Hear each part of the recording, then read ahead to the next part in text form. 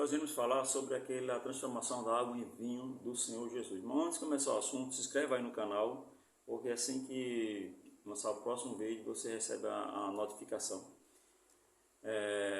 Vamos lendo aqui, começar lendo Levítico capítulo 10 e o versículo 9 em diante. Diz assim: Falou o Senhor a Arão dizendo: Vinho ou bebida forte, tu e teus filhos contigo não bebereis, quando entrares na tenda da congregação, para que não morrais. Estatuto perpétuo será entre ti e as vossas gerações, para fazer diferença entre o santo e o profano, entre o imundo e o limpo. Mas talvez você diga, isso é na lei, é Velho Testamento. Deus aqui proíbe o sacerdote entrar no templo, na tenda, que era um templo, depois foi o templo. Eles não podiam beber bebida e entrar no templo, porque senão morreriam e seriam imundos ou impuros. Ah, mas foi na lei, sim. Agora melhor ainda, né, no Novo Testamento. Por quê? Porque nós agora somos o templo de Deus, templo e morada do Espírito Santo do Senhor. Então, se os sacerdotes lá atrás eram proibidos de beber, nós somos permitidos? Claro que não. Porque se eles não podiam entrar no templo com álcool, ou terem bebido álcool, agora nós somos o próprio templo. Então nós não podemos beber. Mas existem muitos outros versículos que falam sobre isso. A lei proibia piamente bebida alcoólica ou bebida forte. É porque existe na Bíblia 3 tipos de vinho. Para chegar no assunto de João capítulo 2, é onde Jesus foi convidado para uma festa de casamento, faltou água, todo mundo conhece essa história, e ele transformou a água em vinho. Existem 3 tipos de vinho nas escrituras. No grego, no Novo Testamento, é chamado de ainós, e tem dois termos, um no hebraico e outro no aramaico. Quando, deparando-se ali um texto de João capítulo 2, quando o mestre Sala prova, ele diz, você deixou por último um vinho de boa qualidade, e dando a entender, ele falou do vinho inferior que foi servido primeiro. Existem 3 tipos de vinhos. Esse de inferior qualidade, o qual o mestre aí ele fala, ele vinha de uma uva que não é de boa qualidade, tipo uva azeda. Então eles misturavam mel e outras especiarias lá para dar um certo sabor a esse suco. Sim, vale salientar que na época de Jesus, nos tempos bíblicos, não existia a palavra suco. Então, se você pegasse há 2 mil anos atrás um cacho de uvas e espremesse em um copo e tomasse naquele momento ali, todos iriam dizer que você tomou um copo de vinho. Então vale salientar isso, tá certo? Que eles não tinham uma palavrinha para suco, eles não chamam, tudo que saía da uva era vinho.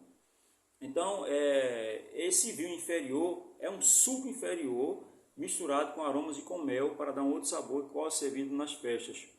E esse vinho que Cristo transformou e que é de primeira qualidade, é um suco de uva de primeira qualidade.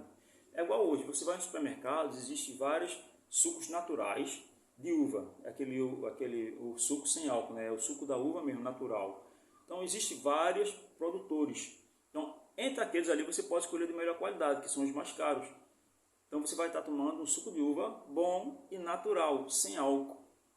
Foi o que Cristo fez na época, ele transformou a água em um suco natural de primeira qualidade. Ah, mas por que o mestre chamou de vinho de qualidade? Repito, naquela época eles não usavam a palavra suco para o que era extraído da uva. Saiu da uva, o líquido era chamado de vinho. Então em Israel tinha esses 2 tipos de vinho. Inclusive Israel tomava esse suco o ano todo. Era um suco que eles colocavam em barris. Cristo fala em Marcos capítulo 5, de colocar vinhos novos em odres novos, que eles tinham uma técnica de armazenamento, que eles podiam tomar o ano todo, suco de uva natural de melhor qualidade, eles armazenavam, mas Israel não tinha técnica de fazer vinho fermentado, ou suco fermentado, que se tornaria esse vinho. A fermentação da uva torna-se vinho, tá certo? São coisas separadas. Israel não tinha essa técnica. O vinho que tinha em Israel era vinho exportado, vinho de outras nações para Israel. Quem dominava já isso aí? Os fenícios, a Babilônia, eles tinham essas bebidas fortes e bebida com álcool. E a Bíblia fala lá Em Provérbios capítulo 20, que o vinho é escarnecedor. Provérbios capítulo 23 fala de bebida forte. Deus proíbe bebida forte, como proibiu aqui em Levítico que nós lemos. Então, o Senhor proíbe isso aí. Em Timóteo, capítulo 5, versículo 23, Paulo recomenda Timóteo tomar um pouco de vinho. Mas é vinho mesmo? Não, era o vinho de qualidade, porque Paulo sabia das propriedades da uva e que a enfermidade de Timóteo seria curada com ele tomando aquele suco de uva de primeira qualidade.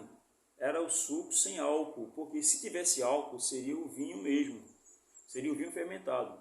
Mas Paulo recomendou Timóteo tomar o suco de uva natural de boa qualidade. Era o suco, porque ele não tinha uma palavra suco na época, amém? Então ele chamava tudo de vinho. Na Santa Ceia do Senhor, ele usou o quê? Que suco foi? Foi suco de primeira qualidade, não foi vinho. Mas então a Bíblia está errada, ele escreveu vinho? Não, a Bíblia não está errada, ela escreveu o que na época era dito. Na época era dito que qualquer coisa que saísse da uva era vinho, então foi vinho que eles tomaram, na visão deles. Porque não tem a palavra para usar suco na época. Se ele tivesse a palavra suco, ele poderia colocar lá, Cristo formou algo em suco. Mas não tinha a palavra suco, só tinha a palavra vinho.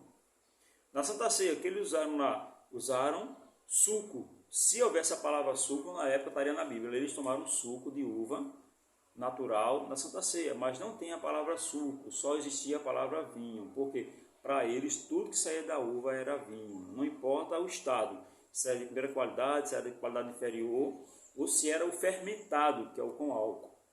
Cristo não transformou algo em fermentado, até porque a lei proíbe dar bebida forte ou vinho ao próximo para ver sua nudez. A lei era totalmente contra isso aí, está lá em Abacuque 2,15, na lei também está escrito isso aí. Então, se Cristo fizesse a água ali em vinho fermentado ou vinho com álcool, ele seria acusado de estar contra a lei. Porque casamento era uns 5 dias de festa, e 5 dias bebendo bebida alcoólica, todos ficariam embriagados, e de acordo com a lei, isso é proibido na lei de Israel. Então Jesus transformou a água em suco de uva natural de primeira qualidade. Na Santa Ceia da mesma forma. Então os judeus tomavam muito vinho, mas era vinho sem álcool, era um suco de uva para nós aqui. As nações invasoras, como os romanos e outras nações, eles tinham o suco, o vinho fermentado.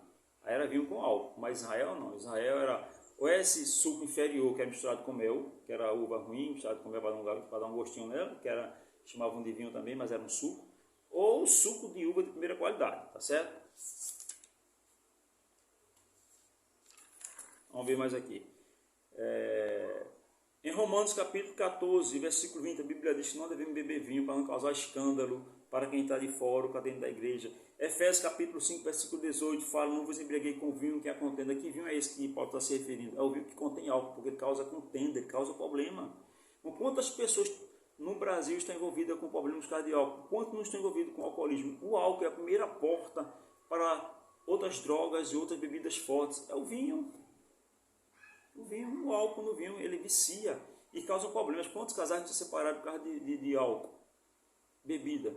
Quantos viciados não temos? E a maioria das pessoas no mundo aí gosta de beber um vinhozinho, uma bebida alcoólica, não é verdade? Então, Deus condena isso aí. Isaías capítulo 5, versículo 11, ai daqueles que acordam de manhã já para beber e no final da tarde está esquentando o corpo. Só se esquenta não, se tiver álcool na bebida. Então, Deus condena isso aí, Deus proíbe essa prática. E por causa de vinhos, o estado de vinho, a gente vê que Noé, após o dilúvio ali, encheu a cara, teve aqui com a nudez, terminou a maldição do seu filho.